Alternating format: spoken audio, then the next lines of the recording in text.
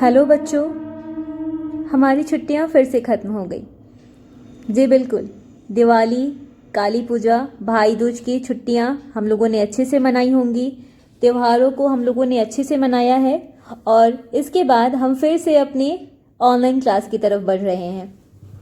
तो मैं आज आप लोगों के लिए एक नया पाठ लेकर आई हूँ और इस पाठ का नाम है परख।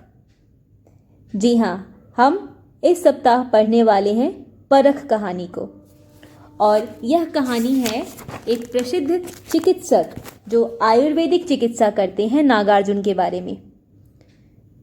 तो पाठ को पढ़ते हैं और जानते हैं कि आयुर्वेदिक चिकित्सा कैसी होती है और इस पाठ का उद्देश्य क्या है।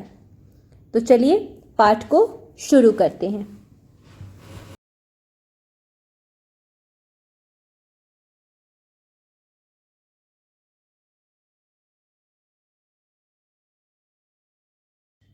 बच्चों, आज हम पढ़ने जा रहे हैं परख पाठ को और इस पाठ में हम सेवा का महत्व समझेंगे। जी हाँ, सेवा। हम सभी इंसान हैं और इंसान होने के नाते हमारा यह कर्तव्य बनता है, यह हमारी ड्यूटी भी होती है कि हम दूसरे इंसानों के काम आए। और अगर कोई इंसान किसी असहाय इंसान के काम नहीं आ पाता है तो हमारी इंसानियत किसी काम की नहीं रहती है। मतलब एकदम साफ है। अगर हम किसी के काम आ सकते हैं, किसी की भलाई कर सकते हैं, तो हमें उनकी भलाई ज़रूर करनी चाहिए और वह भी बिना किसी स्वार्थ के करनी चाहिए। इसे ही सेवा करना कहा जाता है। तो इस पाठ में हम कुछ ऐसे ही लोगों के बारे में जानेंगे जो सेवा को परम धर्म समझते हैं। आप सभी बच्चों को पता होगा कि अभी इस लॉकडाउन में जितने सारे डॉक्टर हैं वह सेवा ही कर रहे हैं। उन्हें पता है कि वो भी बीमार पड़ सकते हैं, पर फिर भी वह अपनी चिंता किए बगैर समस्त लोगों की सेवा कर रहे हैं। तो इसका अर्थ यही होता है कि हम जब बिना किसी स्वार्थ के दूसरों की सेवा करते हैं तो वह इंसानियत होती है। तो यह जो पाठ है, इस पाठ में हम एक ऐसे ही चिकित्सक के बारे में पढ़ने वाले हैं। चिकित्सक को इंग्लिश में डॉक्टर भी कहते हैं और यह जो चिकित्सक हैं उनका नाम नागार्जुन है। आप लोगों ने आयुर्वेद के बारे में सुना होगा। आयुर्वेद में समस्त बीमारियों का अलग अलग तरह से इलाज किया जाता है।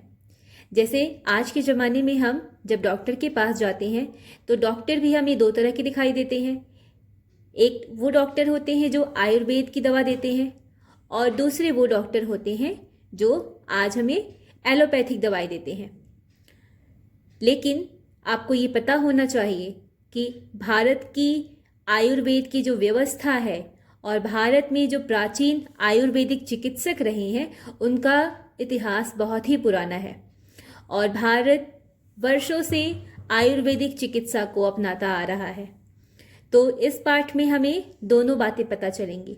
हमें आयुर्वेद के बारे में भी पता चलेगा और हमें नागार्जुन और सेवा की बातें भी पता चलेंगी।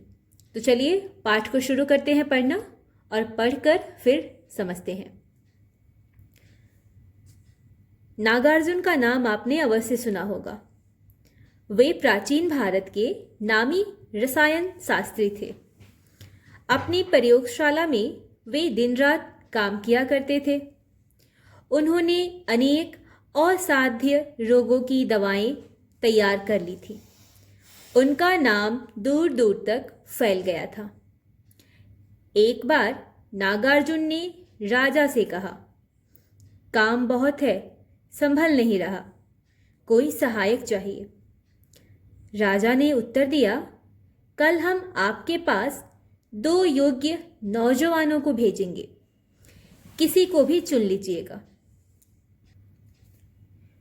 अगले दिन सुबह सुबह 2 नौजवान आकर नागार्जुन के दरवाजे पर खड़े हो गए।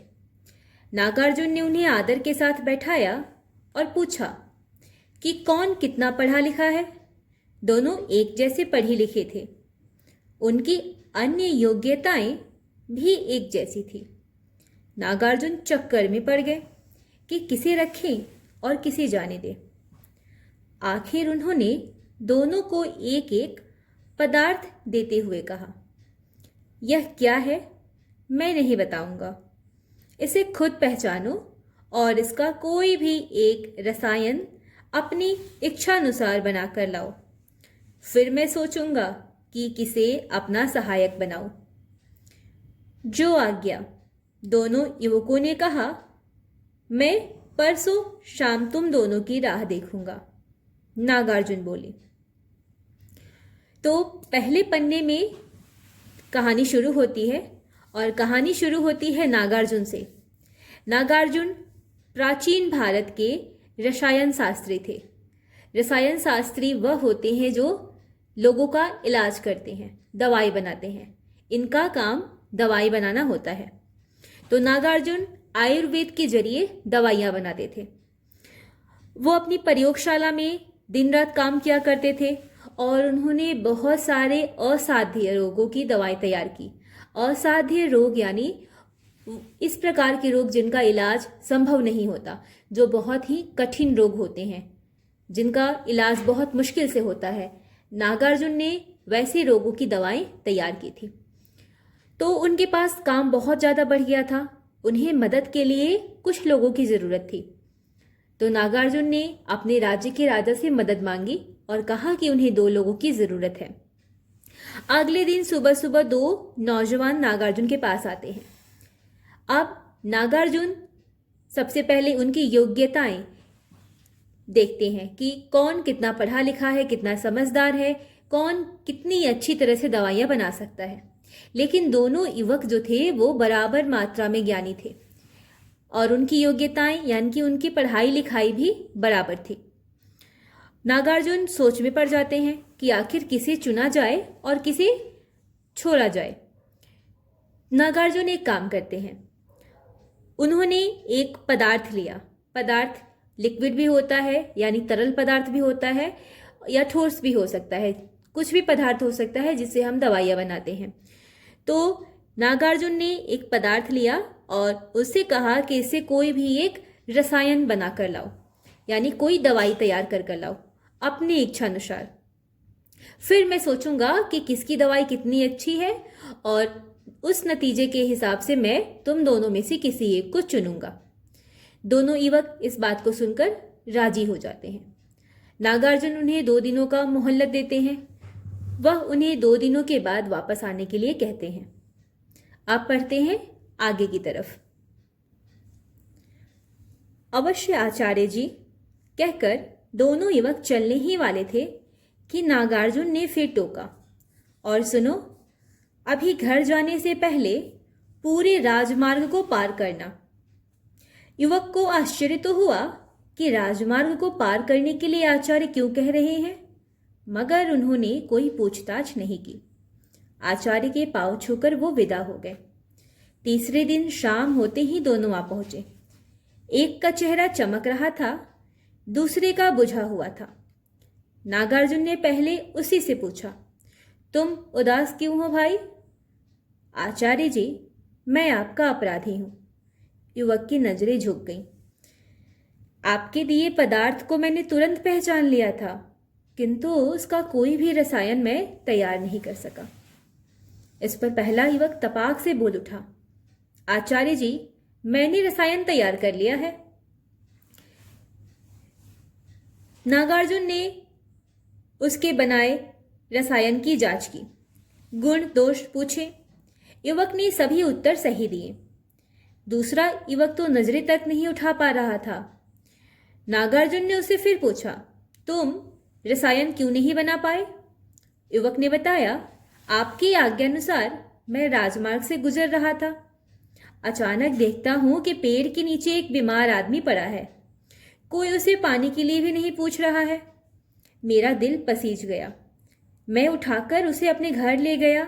वह इतना बीमार था कि मैं उसी की सेवा करने में उलझा रह गया। रसायन तैयार करने का समय ही ना मिला। दूसरे पन्ने में हम देखते हैं कि दोनों युवक नागार्जुन की बात सुनकर जाने ही वाले होते हैं, तभी नागार्जुन उन्हें एक बात और कहते हैं। नागार्जुन उन्हें कहते हैं कि उन्हें एक काम और करना होगा, और वह काम था कि उन्हें घर जाने से पहले पूरे राजमार्ग को, यानी जो राज्य है उसके चारों बगल के रास्तों को पार करके जाना होगा। युवक को आश्चर्य होता है, पर दोनों युवक उनकी बात मान जाते हैं। तीसरे दिन युवक दिए हुए समय के हिसाब से नागार्जुन के पास पहुंचते हैं, लेकिन उसमें से एक युवक रसायन तैयार कर चुका होता है, लेकिन दूसरा युवक रसायन तैयार नहीं कर पाता है। दूसरे युवक जिसने रसायन तैयार नहीं किया था, वह खुद को बहुत ही हारा हुआ मानता है और वह दुखी रहता है। पहले युवक से आचार्य ने पूछा कि उसने क्या रसायन तैयार किया और उसके गुण और दोष, यानी उसकी क्वालिटीज क्या हैं और उससे क्या क्या नुकसान हो सकते हैं, ये सारी बातें वह उसे बताते हैं। दूसरे युवक से जब आचार्य पूछते हैं कि तुमने रसायन क्यों तैयार नहीं किया, तब दूसरा युवक उन्हें अपनी परेशानी बताता है कि कैसे आचार्य की आज्ञा पाकर जब वह राजमार्ग के चक्कर लगाकर घर जा रहा था, तो रास्ते में उसे एक बूढ़े आदमी मिलते हैं। वह बूढ़ा आदमी बीमार पड़ा रहता है, लेकिन कोई भी उसकी मदद नहीं करता।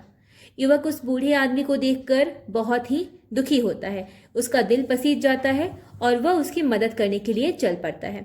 वह उन्हें उठाकर अपने घर ले जाता है, वहाँ उनकी सेवा करता है, उन्हें ठीक करने में लग जाता है, और इसी वजह से वह युवक अपना रसायन तैयार नहीं कर पाता है।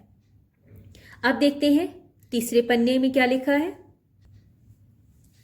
तुमने उचित किया, नागार्जुन मुस्कुराकर बोले, मैं तुम्ही को अपना सहायक नियुक्त करता हूं।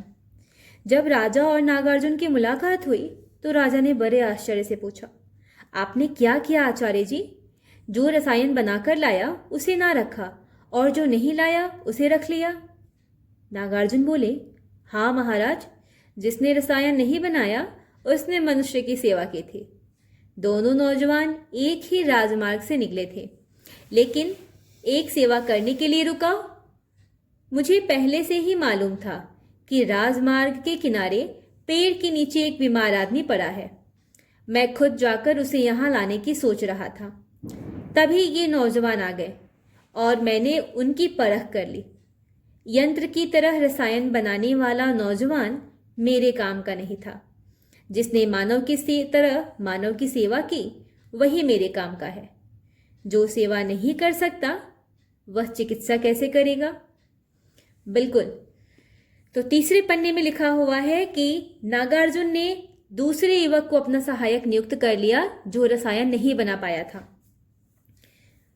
जब राजा और नागार्जुन की मुलाकात होती है तो राजा इस बात का कारण पूछते हैं, तो नागार्जुन उन्हें समझाते हैं कि असली सेवा वही कर सकता है जो दूसरों की मदद करना जानता हो, जो दूसरों के सुख दुख में भागीदार बनता हो, यानी किसी इंसान को परेशानी में देखकर, मुश्किल में देखकर वह उसे संभालने के लिए आगे बढ़ता हो। वही इंसान असली मायने में किसी दूसरे की मदद कर सकता है। सिर्फ मशीन की तरह दवाएं तैयार कर लेने से हम दूसरों को ठीक नहीं कर सकते। हमें आगे बढ़कर उनकी बातें सुननी होती है, उनकी मदद करनी होती है, जो दूसरे युवक ने की थी। उसने उस बीमार बूढ़े आदमी को अपने घर ले जाकर उनकी सेवा की और उन्हें ठीक किया, बिना किसी स्वार्थ के। अपनी रसायन की परवाह न करते हुए उसने उनकी मदद की। तो इस तरह से आचार्य ने उस युवक को चुना जो सही मायने में सेवा का अर्थ जानता था।